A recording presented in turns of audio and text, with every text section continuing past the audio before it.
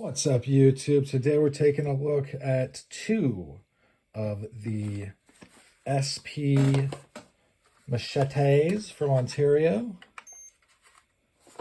We're going to start it out with a little bit. This is the SP10, as you'll see as soon as I pull it up, but I'm going to weigh it first. 1 pound and 12 ounces, basically. And then this one is 1 pound and 4 ounces. So it is a little lighter. Not necessarily enough to make a huge amount of difference, but enough. So we got this guy right here. And we got this guy right here.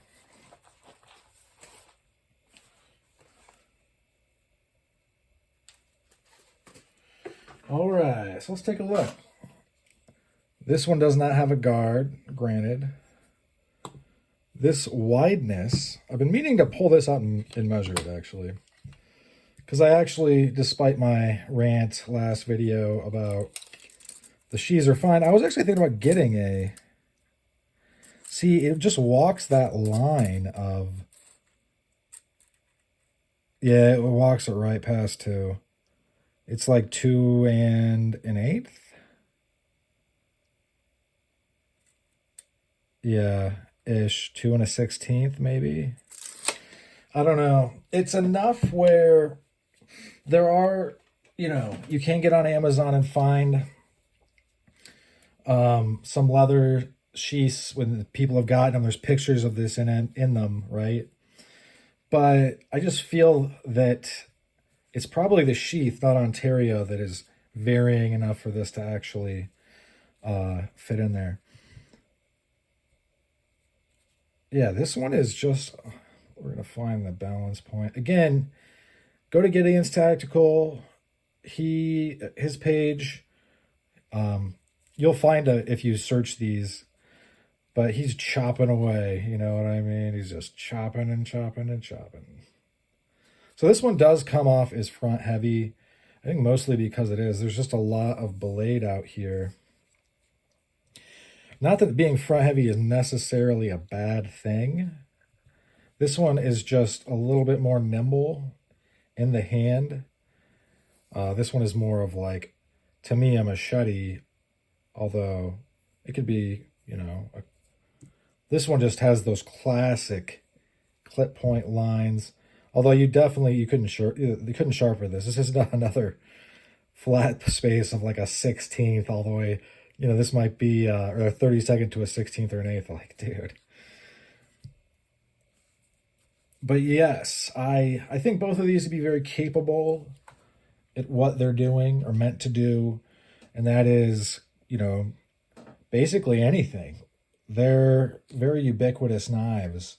You clear brush, you could defend yourself, obviously. You could, use them to make a trap, the notches in some kind of deadfall.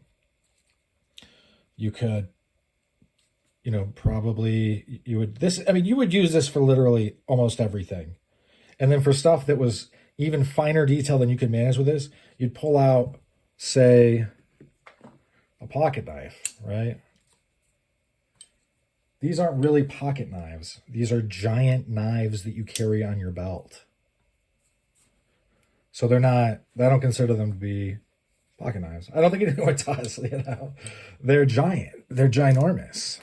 But in certain situations, you're going to want the giant, ginormous thing in your hand. Like, say, you're at your camps, and I would use this one because it has a nice loop on it. You're at your camp, and you hear something poking around, and you come out with a light and a nice, bright light, and you've got it in one hand, and this in one hand, light in the other, and you see, oh, it's a brown bear. So you start yelling at the bear, and you've got this thing out, and you're menacing it. You're ready. You're kicking the fire at it. If a bear were to charge you, you'd be in serious trouble. But if you had this in your hand, you would have a chance at least a puncher's chance. And if the people around you were similarly equipped, right, or had bear mace, if that bear were to get the best of you for a second, they could get it off and probably get it away. If I saw, any kind of bear on my buddy, I'm putting this right through its brain, you know what I mean, or right into its heart. Believe it or not, people have killed bears with knives before. The Indians used to do it all the time. But yeah, I figured I would kind of compare these two together on a tabletop. That's kind of like, I guess, the chopping reviews, they have their place, but they kind of, I've literally never heard anyone call this more nimble than this one. But it is. This is way, way more nimble because it weighs less and it distributed much differently. And you can pretty much see why that is. And it is said it's not a fighting knife if there's not a guard. I don't know about that. I don't mind this guard simply because it really isn't that obtrusive. It's as far as guards go, it's like a chill guard. But if you had to parry with this, it may or may not save your fingers. I probably wouldn't count on it. I would have a gun on me. I would have other things. But we don't live in a Mad Max world. We don't live. But if you watch this channel for any length of time, I very much value the ability to defend oneself, to take care of oneself, and to also extend that to other people. Would you need this in the average civilian use?